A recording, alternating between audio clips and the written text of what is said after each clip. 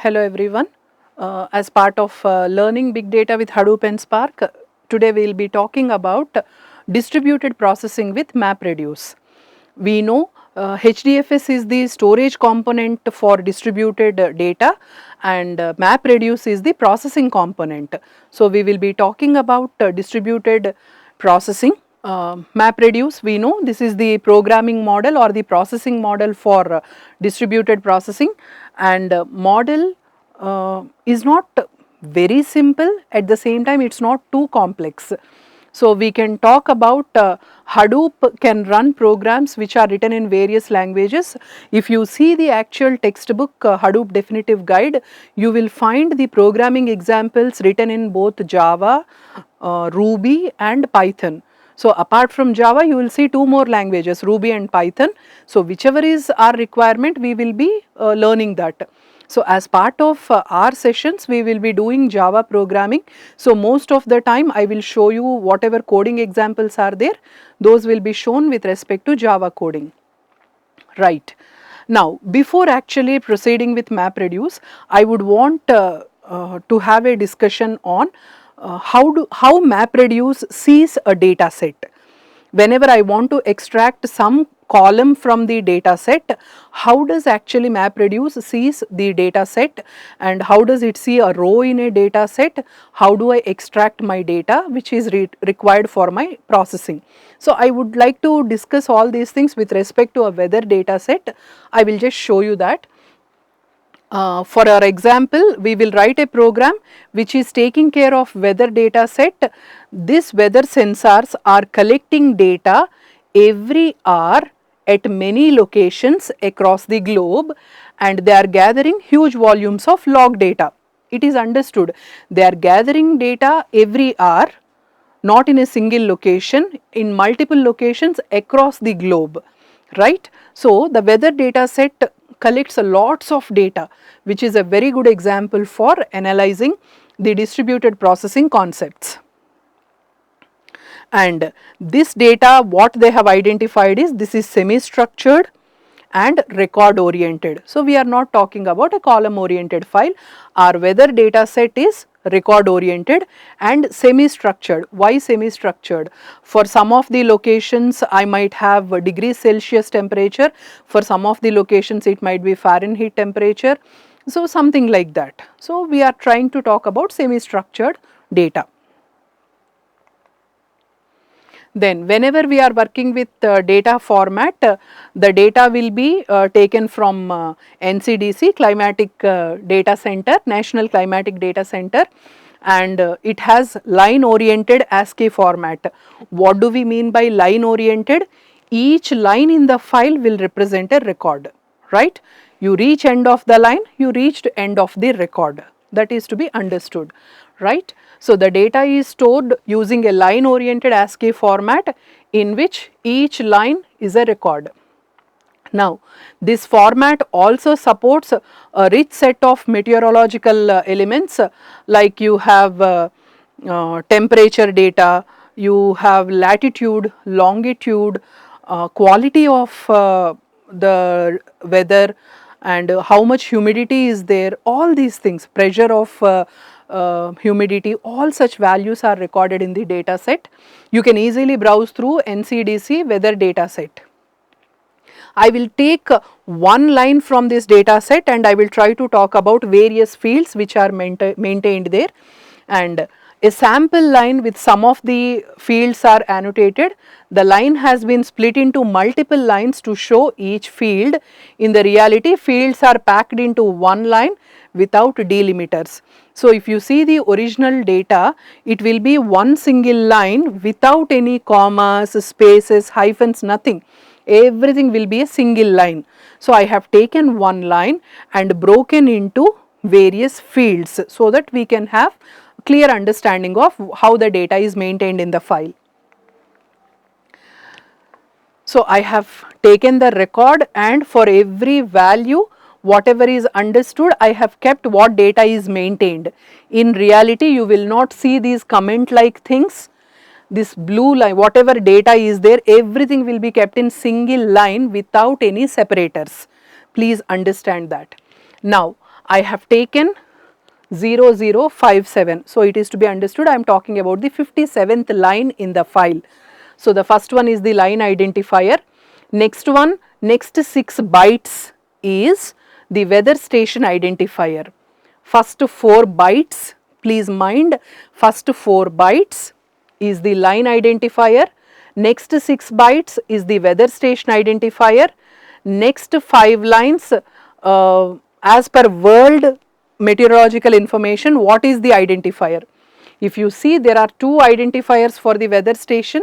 The first one talks about as per US weather identifiers, what is the station identifier. As per world meteorological records, what is the station identifier. Next one, which day did we observe the weather, right? If you see, it is belonging to 1950 January 1st, right? So 1950 Jan 1st is the observation date. What is the observation time? We are seeing it at 3 o'clock. Now date is again comprising of how many bytes? 1, 2, 3, 4, 5, 6, 7, 8 bytes. Then time 1, 2, 3, 4. Why 4 bytes? For hour 2 and for seconds 2. For minutes 2. They are not storing seconds and microseconds level. If at all you are storing, the number of bytes would be more. Then there is some more identifiers. What is the latitude of the station? 6 bytes. Why do I say 6? There are only 5 digits. There are only 5 digits, but plus is indicated. So this should be counted. It's a normal text file. So every character should be counted. So similarly, all this data is there, in which direction the wind is going, how many degree direction, what is the quality code, various informations are there. So this entire thing, if you see all the blue characters, you put them in one line, it becomes one record in the data set. We are supposed to break according to the number of bytes in the data set. They specify the description. So you need to break it and understand what the values are maintained. Now, what are we interested in the weather data set? Say for example, I am interested to see the temperature in air. So if you see this one, this is the value I am interested, plus this is the quality code I am interested, right? So various other values are there. So all these values together, they comprise one single record. Now, data files are organized by date and weather station, and there is a directory for every year from 1901 to 2001. So almost a century of data is maintained corresponding to every date and every weather station. So if you see this one, this is the weather station identifier.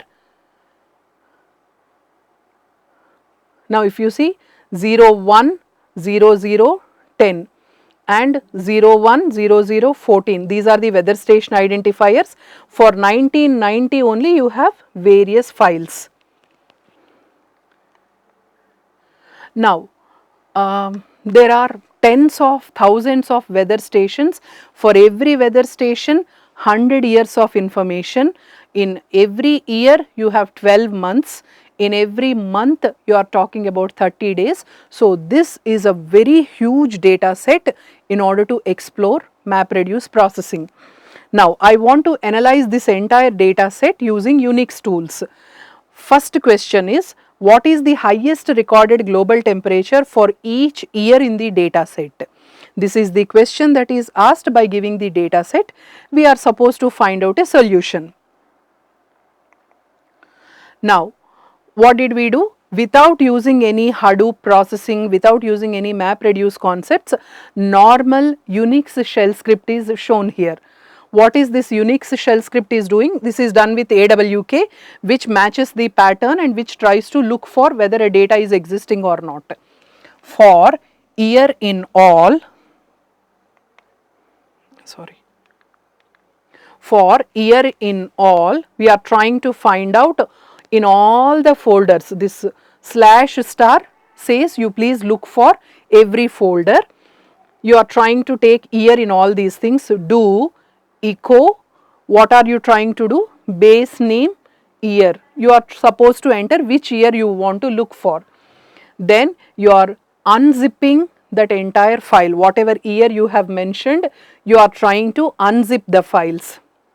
Then once you unzip, you are trying to say, is temperature equal to, temperature value you are trying to find out from, please mind here, sub-str stands for substring $0, whatever first parameter is there, the first parameter will be the entire line. From that line, which character you are trying to start? From 88th position, take 5 characters, right? So you are trying to find out from the entire line, starting from the first line, going to 88th character, you are trying to take 5 characters and adding a 0 to that, just to convert it to a number. Then Q is equal to substring of, from the same line, starting at 93rd position, you are taking one more character. What are these two? We are trying to pick up. So if you see this entire thing, I will just quickly give you a count. First 4, 5, 6, 7, 8, 9, 10, 11, 12, 13, 14, 15. If you count like that, by the time you come to temperature, it will be 88.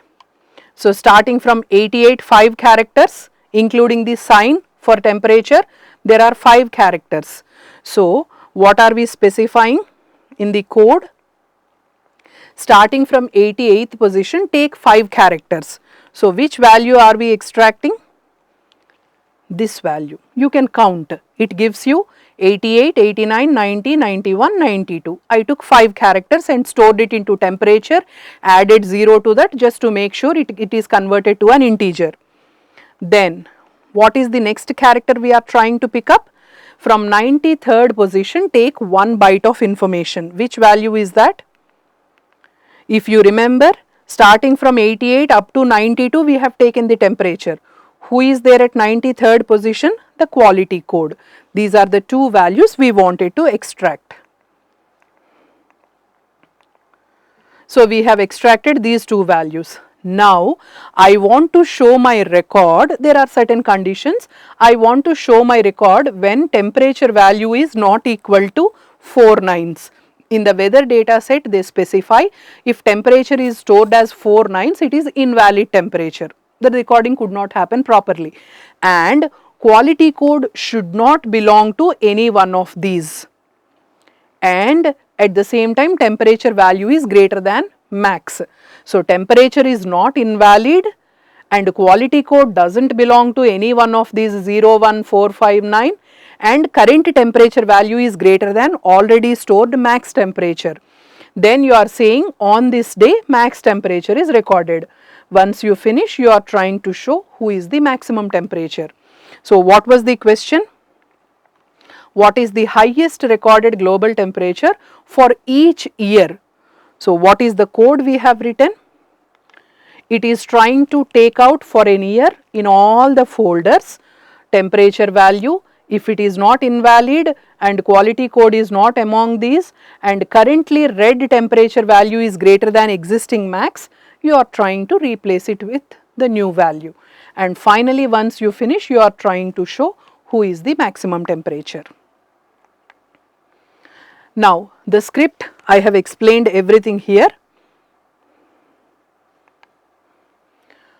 Now when you run each year wise, it will show the maximum temperature. Actually the temperature value 317, 244, they are actually 31.7, 244 and all. The requirement was to remove the decimal fraction, so I have just multiplied the values by 10 and I am trying to show the values. Now in order to work with this particular program on a high speed EC2 instance, it was taking approximately 42 minutes. As a computer science student, as a student who is talking about saving the computation time, optimizing the computation time, you understand 42 minutes is very huge amount of time to process a data set. So what are we trying to do? We are trying to work with MapReduce for the same thing. So, MapReduce works by breaking processing into two phases, map phase and reduce phase. Each phase it works with key value pairs as input and output. So, for a MapReduce, please remember inputs are also key value pairs and output is also key value pairs. I will show you one execution of the, I will show you an executed version of a program also in the next session. And programmer also writes two functions, map function and a reduce function. And input we are sending the weather data set, map function just extract year and temperature. Map function becomes very simple for us to access this data, and output from the map function is fed as input to the reduce function, and what the reduce function is trying to do, it will try to score out all the invalid data and it will try to print this one.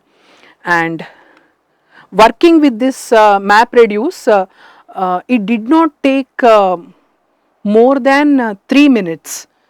So, for a huge data set, if I am not using MapReduce and using a Linux shell script, it was showing us approximately 42 minutes of time, whereas the same thing if I work with MapReduce, it was completing the entire thing within maximum in 2 to 3 minutes of time. So, there is a huge savings of time when we are going for MapReduce processing. So, just mind when you are working with MapReduce, the user is supposed to write two methods, map and reduce method. So, in the next session I will show you an example which will be again our lab exercise in order to count number of lines or words in a file. That would be like the alphabets of MapReduce programming. Thank you.